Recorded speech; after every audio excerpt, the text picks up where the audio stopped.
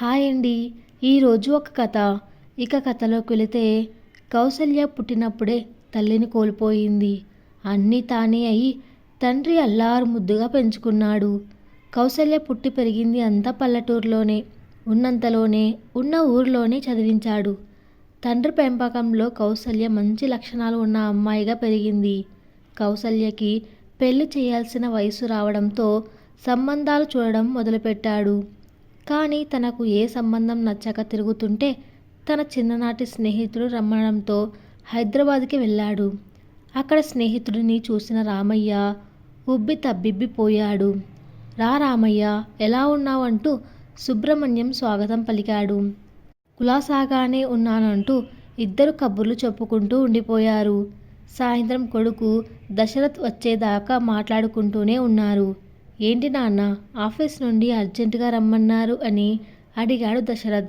చూడు ఎవరొచ్చారో అని రామయ్యను చూపించాడు. దశరథ్ వెంటనే నమస్కారం పెట్టి ఎలా ఉన్నారు అంకుల్ అని అడిగాడు. బాగున్నాను బాబు, నన్ను గుర్తుపట్టావా అని అడిగాడు రామయ్య. నాన్న ఎప్పుడు మీ గురించి చెబుతూ ఉంటాడంకుల్ అంటూ కాళ్లకు నమస్కారం పెట్టబోతే వద్దు బాబు అంటూ రామయ్య ఆపాడు. దశరథ్ని చూసిన రామయ్యకి కౌసల్యను ఇచ్చి పెళ్లి చేస్తే బాగుండు అని మనసులో అనుకున్నా పైకి చెప్పకుండా బాగా పొద్దుపోయింది. ఇక వెళ్ళొస్తాను అంటూ వారి వద్ద సెలవు తీసుకొని వెళ్ళబోతుంటే దశరథ్ ఆపి కారులో తీసుకొని వెళ్ళి బస్సు ఎక్కించి వచ్చాడు. కొన్ని రోజుల తర్వాత రామయ్య వరండాలో కూర్చొని ఉండగా అక్కడికి ఒక కారు వచ్చి ఆగింది. అందులో నుండి సుబ్రహ్మణ్యం, దశరథ్ రావడంతో రామయ్య సంతోషంతో వెళ్ళి సుబ్రహ్మణ్యంని కౌగిలించుకున్నాడు. ఇద్దరినీ లోపలికి తీసుకెళ్లాడు. ఇద్దరిని కూర్చోబెట్టి గాబరాగా లోపలికి వెళ్ళబోతుంటే ఈలోగా కౌసల్య బయట నుండి వస్తూ, నాన్న, తోట నుండి మీకోసం పండ్లు తీసుకొచ్చాను అని తీసుకొస్తుంటే దశరథ్ ఎదురు వెళ్ళి కౌసల్య చేతిలో ఉన్న సంచిని తీసుకుని పక్కన పెట్టాడు. కౌసల్య ఆశ్చర్యంతో చూస్తుంటే సుబ్రహ్మణ్యం నవ్వుతూ, నేను మీ నాన్న స్నేహితుడిని అమ్మా అని చెప్పాడు. కౌసల్య లోపలికి వెళ్ళి టీ తీసుకొచ్చి ఇచ్చింది. తాగుతూ, మీ నాన్న నీ కోసం కనీసం నన్ను చూడ్డానికి కూడా రాలేదు. ఈ మధ్య నేను రిటైర్డ్ అయ్యాను కదా అని పిలిపిస్తే మొన్న వచ్చాడు. నేను వీలు చూసుకొని ఇప్పుడు వచ్చాను అని చెప్పాడు. రాత్రి భోజనము చేశాక సుబ్రహ్మణ్యం రామయ్య దగ్గరికి వెళ్ళి నిల్చున్నాడు. ఏరా అలా నిల్చున్నావు, రా కూర్చో అని దగ్గరికి తీసుకోబోతే ఆగరా, ముందు నువ్వు నాకు ఒక మాట ఇవ్వు, ఇస్తేనే నేను నీతో ఉంటాను, లేదంటే లేదు అని అలిగాడు. రామయ్య నవ్వుతూ, నువ్వు అస్సలు మారలేదు, సరే చెప్పు అన్నాడు. ఒరేయ్, కౌసల్యని నా కొడుకు దశరథకిచ్చి పెళ్లి చేస్తావా అని అడిగాడు సుబ్రహ్మణ్యం. రామయ్య ఆశ్చర్యంతో అలా కుయ్యబారిపోయాడు. చెప్పరా చెప్పు అంటూ కుదిపాడు సుబ్రహ్మణ్యం. రేయ్ సుబ్బు, నీది ఎంత మంచి మనసురా అంటూ సుబ్రహ్మణ్యంని గుండెలకి హత్తుకున్నాడు. సుబ్రహ్మణ్యం రామయ్యతో, నిన్ను మొన్న అందుకే పిలిచాను, కానీ నిన్ను అడగలేకపోయాను. తర్వాత దశరథ్ని కూడా అడిగాను. మీ ఇష్టం నాన్న అన్నాడు. అందుకే ఆలస్యం చేయకుండా వచ్చేశాను అని చెప్పాడు. రామయ్య కలిసొచ్చిన అదృష్టం అనుకుంటూ నేను కూడా అనుకున్నాను, కానీ నీలాగా చేయలేకపోయాను సుబ్బు అని చెప్పాడు. అలా అందరి మధ్య కౌసల్య దశరథుల పెళ్లి జరిగిపోయింది. కౌసల్యని అత్తగారింటికి పంపించడానికి అన్ని సర్దుతున్న సమయంలో దశరథ్ వచ్చి, మీరు కూడా మాతో రావాలి మామయ్య గారు అన్నాడు. రామయ్య, ఎందుకు బాబు అన్నాడు.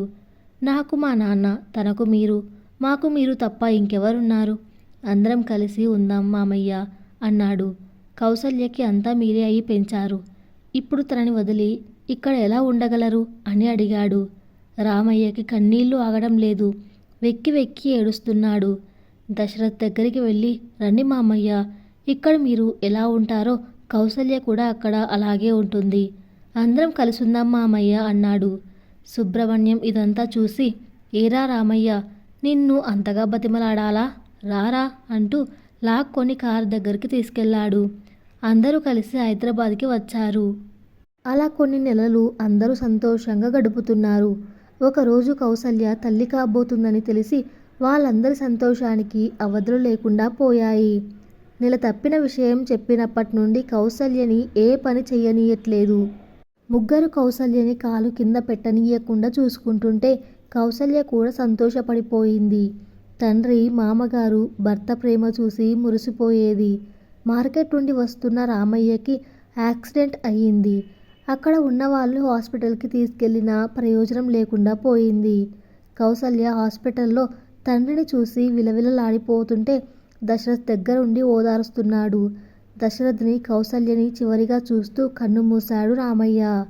తండ్రి పోయిన బాధలో ఉన్న కౌసల్యకి ఒక పన్నంటి బాబు పుట్టాడు.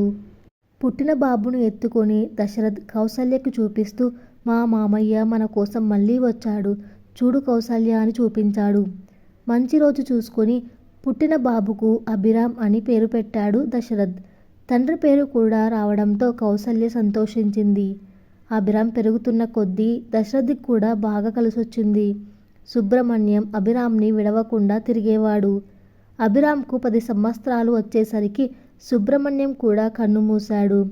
ఇద్దరిని పోగొట్టుకున్న దశరథ్ కౌసల్య వాళ్ళను తలుచుకుంటూ అభిరామ్ని బాగా పెంచుతున్నారు. అభికి 18 ఏళ్ళు నిండాయి. మంచి కాలేజీలో చదువుతున్నాడు. ఒకరోజు అభి దశరథ్ని, కౌసల్యని తీసుకొని ఒక అందమైన చోటుకి తీసుకెళ్లాడు. అప్పటికి ఇంకా తెల్లవారలేదు. అప్పుడు ఆ కొండ వెనక నుండి సూర్యుడు ఉదయించడం చూపించాడు. చూడమ్మా, ఈ సూర్యోదయం ఎంత బాగుందో.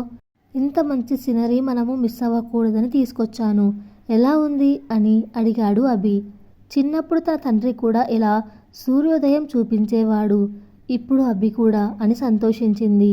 అభికి కూడా అన్ని రామయ్య లక్షణాలు వచ్చాయి అనుకున్నాడు దశరథ్. ఎందుకంటే ఎవరైనా కష్టాల్లో ఉంటే ఆదుకుంటాడు. లేని వాళ్లకు ఏదో ఒక సహాయం చేస్తూనే ఉంటాడు. ప్రకృతి ప్రేమికుడు.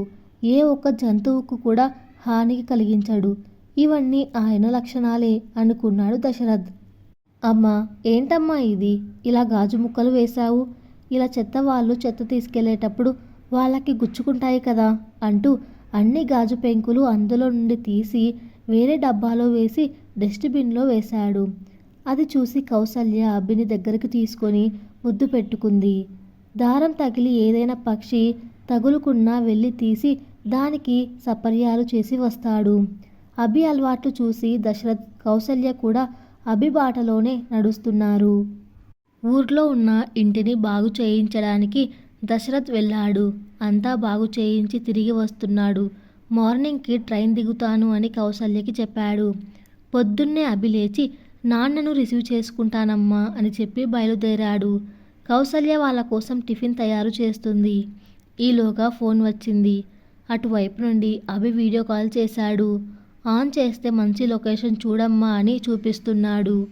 దశరథ్ కూడా సంతోషంతో ఆస్వాదిస్తున్నాడు. చూసింది చాలు, త్వరగా రండి అని చెప్పింది కౌసల్య. ఇద్దరు సరే అని ఇంటికి బయలుదేరారు. కౌసల్య ఫోన్ మళ్ళీ రింగ్ అయింది.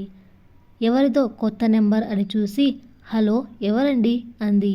అటువైపు నుండి, నేను కిమ్స్ హాస్పిటల్ నుండి ఫోన్ చేస్తున్నానండి. మీ ఆయనకు బాబుకి యాక్సిడెంట్ అయింది. మీరు త్వరగా రండి అని ఫోన్ పెట్టేశారు.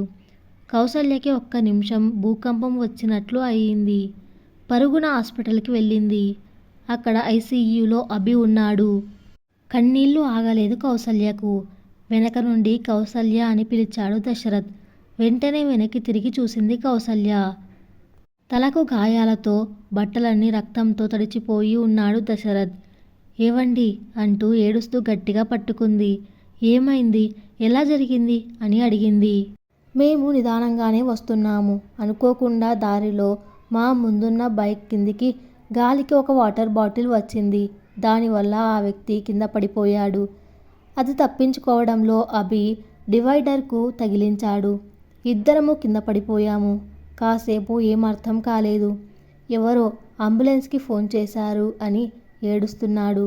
చూస్తుండగానే ఆ మొదట పడిపోయిన వ్యక్తి చనిపోయాడు అని తెలిసింది. కౌసల్య కళ్ళు తిరిగి పడిపోయింది. కాసేపు అయ్యాక తేరుకుంది. ఐసీయూలో ఉన్న అభి ఇంకా కళ్ళు తెరవలేదు. డాక్టర్ వచ్చి మన చేతుల్లో ఏమీ లేదు అని చెప్పాడు. కౌసల్యకి వణుకు పుడుతోంది. కౌసల్య ఏడుపు ఆగట్లేదు. 2 రోజులు అయినా అభి కళ్ళు తెరవలేదు. కౌసల్య, దశరథులు అభి లేస్తాడని ఎదురుచూస్తున్నారు. వాళ్ళ ఆశ ఫలించలేదు. అభి చనిపోయాడు. కౌసల్యకి ఊపిరి ఆగినంత పని అయింది. అభి ఫోన్లో పిలిచిన అమ్మ అన్న పిలుపే ఆఖరిది అని తలుచుకొని వెక్కి వెక్కి ఏడుస్తుంది. దశరథ్ కూడా నిస్తేజుడై అలా ఉండిపోయాడు. డాక్టర్ వచ్చి మీ అబ్బాయి తన ఆర్గాన్స్ డొనేట్ చేశాడండి, మీరు అనుమతిస్తే అన్నాడు. దశరథ్ వచ్చి కౌసల్యని బయటికి తీసుకెళ్లాడు. ఒక 2 గంటల తర్వాత మీ అబ్బాయిని తీసుకెళ్ళమన్నారు. ఇంటికి అభిని తీసుకొచ్చి దశరథ్ అన్ని కార్యక్రమాలు చేశాడు. కౌసల్య ఏడవట్లేదు, అలా ఉండిపోయింది. అన్నం తీసుకొచ్చి తిను కౌసల్య అన్నాడు.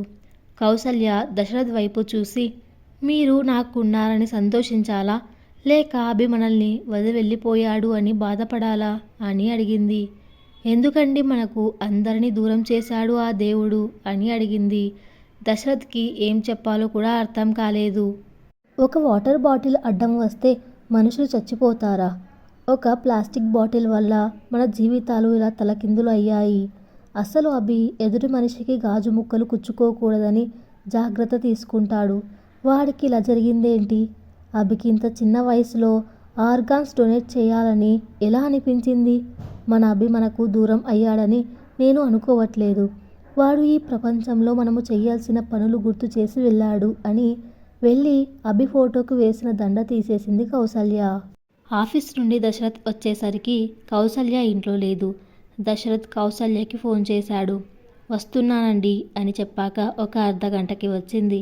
ఎక్కడికి వెళ్ళావు కౌసల్య అని అడిగాడు. ఒక ఫామ్ చేతికి ఇచ్చింది. అది చూసి దశరథ్ తను కూడా ఆర్గాన్స్ డొనేట్ చేస్తున్నట్టు సంతకం పెట్టాడు. ఒకరోజు ఆఫీస్ నుండి వస్తుండగా ట్రాఫిక్ జామ్ అయ్యింది. అభి గురించి ఆలోచిస్తూ కార్ విండోలో నుండి దశరథ్ బయటకు చూశాడు. దూరంగా కౌసల్య ఏవో పేపర్స్ పంచిపెడుతోంది. ఆతృతగా కారు అటువైపుకు తీసుకెళ్లి ఆపి తను కూడా ఆ పేపర్ చూశాడు. అందులో save the earth, save the animals, ban the plastic, donate organs అని ఉంది. కౌసల్య ఏం చేస్తుందో అర్థమైంది దశరథ్కి. ఇద్దరు కలిసి ఇంటికి వెళ్ళారు. కౌసల్య నేను జాబ్ మానేద్దాం అనుకుంటున్నాను అన్నాడు దశరథ్. నేను కూడా నీకు తోడుంటాను, మనము ఇద్దరము కలిసి అభి ఆశయాలు నెరవేరుద్దాము అన్నాడు. సరే అంది కౌసల్య. కొన్ని రోజుల తర్వాత దశరథ్, కౌసల్య అభిరామ్ ఆశయాలకు ప్రతిరూపంగా కొంతమంది పిల్లలకు చదువుకు అయ్యే బాధ్యత తీసుకున్నారు. అనాథ పిల్లలకు విద్య వైద్యం అందిస్తున్నారు. ప్లాస్టిక్ నిషేధించాలని అందరికీ తెలియజేస్తున్నారు. అన్ని సామాజిక కార్యక్రమాలలో పాల్గొంటూ ఉన్నారు. ప్రతిరోజు అభి చూపించిన సూర్యోదయాన్ని చూసి వస్తున్నారు. అలా వాళ్ళు చేసే పనుల్లో ఆ సూర్యోదయంలో అభి వాళ్లకు ఆ జన్మంతా తోడుగా ఉన్నాడు. మనం కూడా ప్లాస్టిక్ని బ్యాన్ చేసి మన భూమిని కాపాడుకుందాము. అవయదానం చేసి ఇంకొంతమంది జీవితాల్లో వెలుగులు నింపుదాము. శుభం. Thanks for listening.